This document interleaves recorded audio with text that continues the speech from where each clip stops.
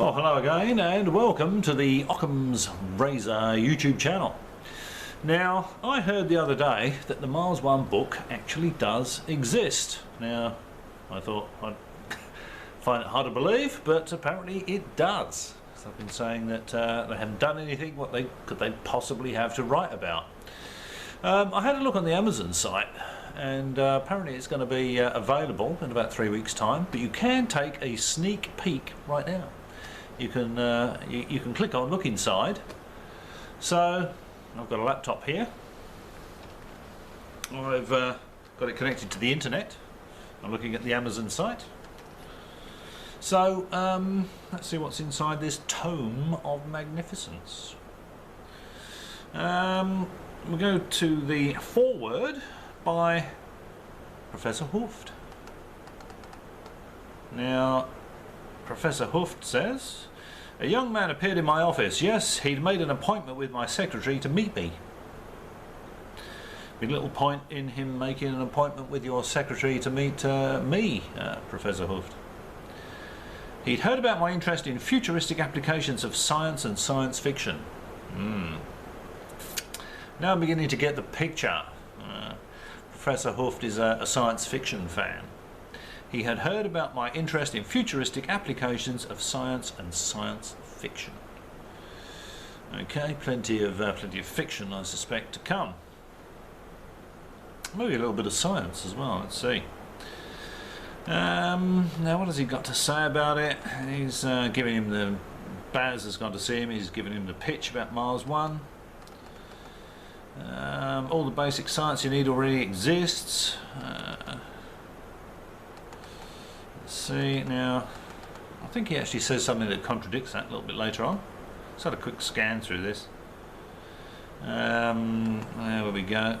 Now, this I thought was entirely unrealistic. Now, this is a Nobel Prize winning ambassador saying, now this I thought was entirely unrealistic. It's true the basic science did not put any fundamental obstacles in his way. In principle, all this was possible, but those numbers, 10 years, $6 billion, you better put an extra zero behind them, I said. Building a big particle accelerator already costs more, as do large railway projects, let alone the development of a new military aircraft. Well, Hadron Collider was 10 billion. Large railway projects, very expensive.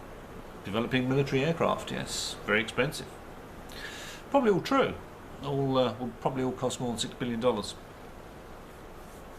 as I said, the Hadron Collider did. Okay, so let's see what else he's got to say.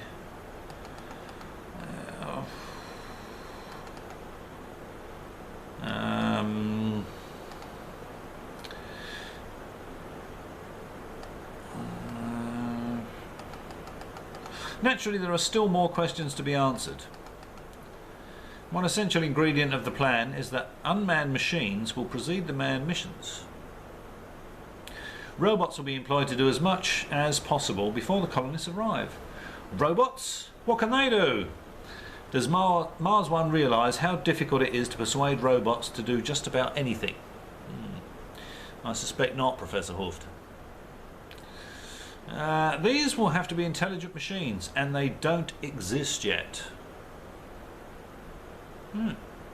So it can't be done with existing technology, because this technology that's required does not exist yet.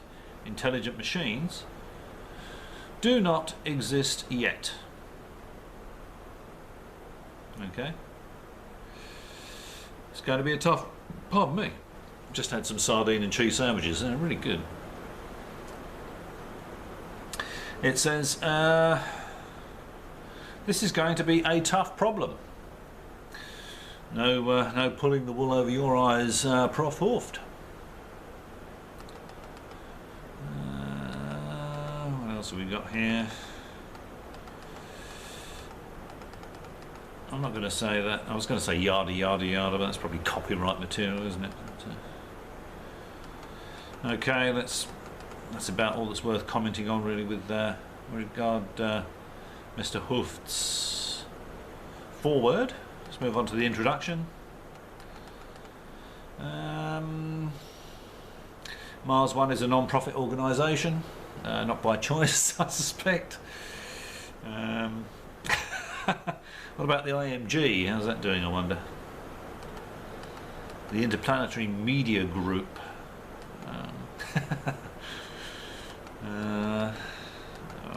What else have we got here? After Mars One's official announcement, a large number of candidates registered their interest in being a member of the first team to settle on Mars. It's not really very good English, that. It's a bit misleading. A large number of candidates. Well, maybe. A large number of candidates registered their interest, okay. In 2013, nearly 250,000 applicants filled out Mars One's online registration. Now, I don't think that's true. In 2013, nearly 250,000 applicants filled out Mars One's online registration. Now, I think to be considered an applicant, you'd have to pay the application fee. So I think that's not 250,000, I think that's closer to 4,000. If you disagree with that, maybe you could let me know why in the comments below. But I think that's misleading, and I think it's just deliberately misleading, to be honest. Mind you, anyone that buys this book is going to know that that's misleading, and it's going to call into question the integrity of the entire thing, I would think. They keep peddling this this 250,000 applications business when everybody knows it was, closer to 4,000. How seriously can you take the rest of the book? That in itself is quite a funny question. Well,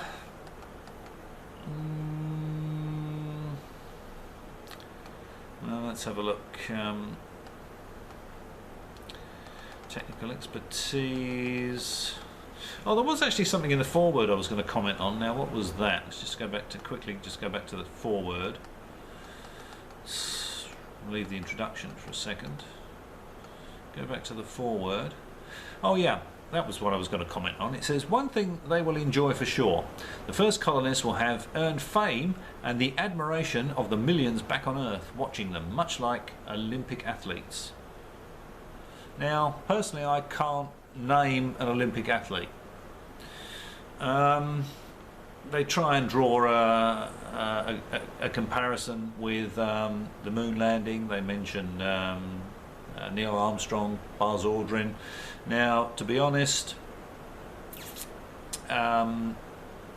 we probably only know Buzz Aldrin because Neil Armstrong was publicity shy. He just didn't want to know anything about talking to the media. He sort of faded into obscurity, and Buzz Aldrin sort of took over. He was happy to wallow in the limelight, make a few quid out of it, and why not? Who wouldn't, But I think the only reason anybody knows Buzz Aldrin is because Neil Armstrong didn't want to know anything about talking to the media. I think if Buzz Aldrin had been the first man to walk on the moon, no one would have heard of Neil Armstrong. How many people can name the guy that stayed in orbit around the moon?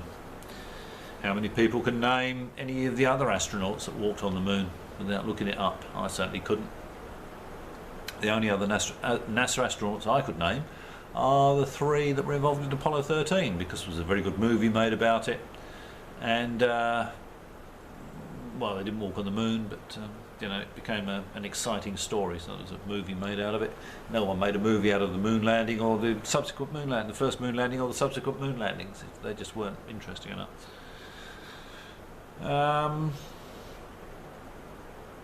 What else do we have here? Okay, so getting back to the introduction, and I finish with the introduction. What are they saying to the? Yeah, let's just not bother with the introduction. It's all.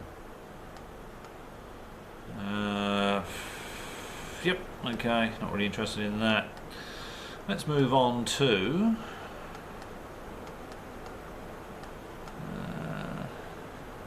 Yeah, it takes a bit of a funny turn here, because it then goes on to a segment that's titled Technical and Medical Skills, Health and Fitness. Okay. Technical and Medical Skills, Health and Fitness. How are we doing for time? Not many minutes left. Okay. 4 crew members are in a spaceship on their way to Mars. They've been travelling for some months and already Earth has shrunk to the size of a golf ball.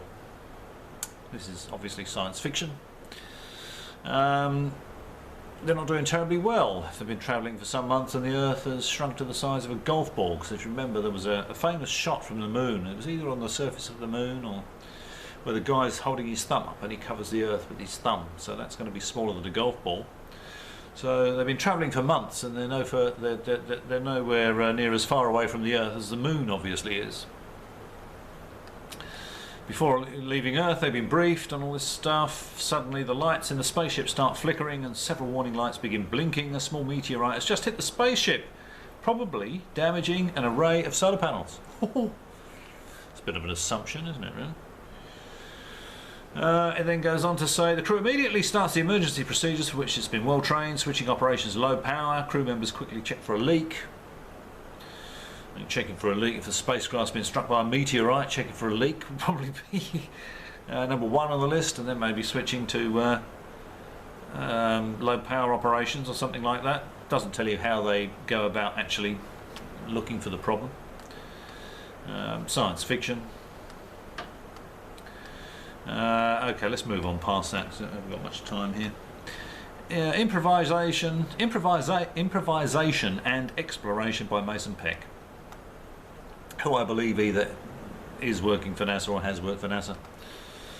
Explorers of Mars will need many technical skills, not to mention training on how to operate technologies chosen to take them to the surface of that world and keep them alive there. Yes, they certainly will, Mr. Peck. Human exploration of Mars will require people adept at handling electrical and electronic systems, absolutely, including generators,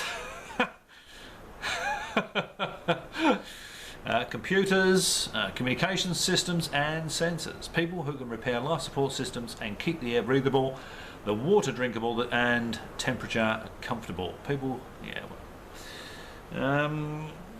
yeah, okay, so there's one technical skill that's more important than any other that we can predict will be needed in abundance, even without knowing all of the technical requirements of the mission. The ability to improvise, will be essential, absolutely essential.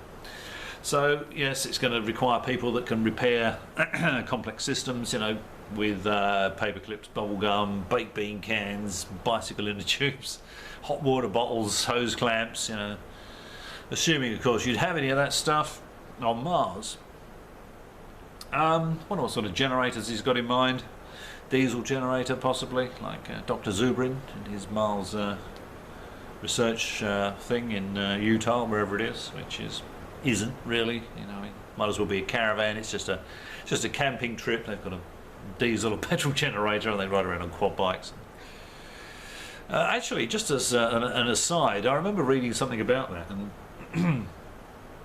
it was they had a crew of 6 or something like that, and amongst this crew of 6 was 3 engineers, and they had a problem with the power system. They couldn't start the generator, and it was a very simple problem. It was the charging system for the start battery didn't work, so the generator wasn't charging the battery. The battery went flat. They couldn't start the generator. 3 engineers couldn't sort that simple problem out. They had to get someone from a local town to sort that out. Now that is bloody terrifying, I think, to be honest.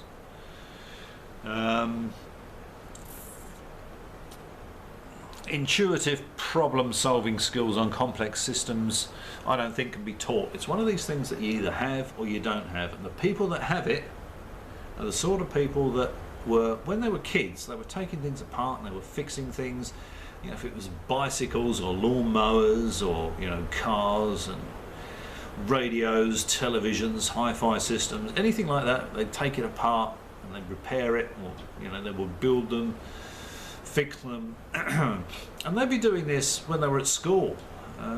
They'd be sort of self-teaching themselves about it. They have an interest in it, and they can just do it. It's not one of those things that can be taught, I think, and you can get very well qualified people. Get PhDs that will be able to tell you how something works down to the atomic level almost. But if you get somebody to build one of these things and it fails, they wouldn't stand a chance of fixing it.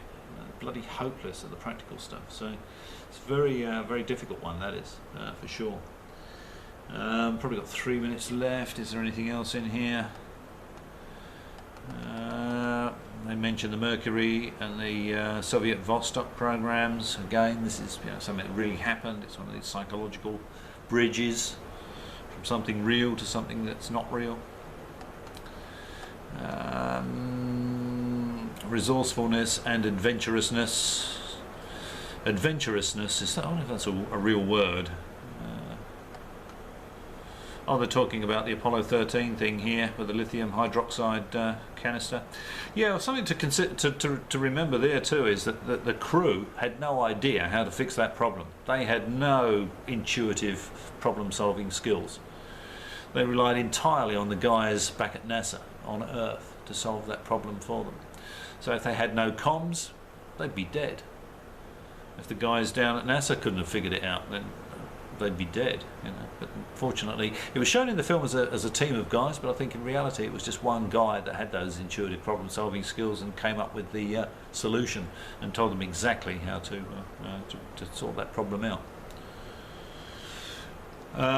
But obviously on Mars, that's no good at all. You might not have 20 minutes or half an hour, or you may not have any comms, depending on what your problem is. You know, you're going to have to be able to sort it out yourself. Again, you know, I'm thinking about this as though it might actually happen. I don't think it will. I think this is all rubbish. But how many times have you heard me say that? It's hardly worth repeating. But I will anyway. What else have we got in here? This might cut out any second because this only records for 20 minutes, and if it cuts out, I'll apologise in advance. I'll just keep going. If I can find anything else to comment on.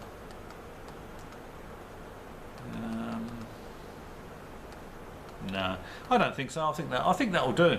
So if you fancy a laugh, go and get a copy of the Mars book. But what it looks like to me is the Mars 1 book, rather, is it looks like they've got a lot of generic Mars mission type information.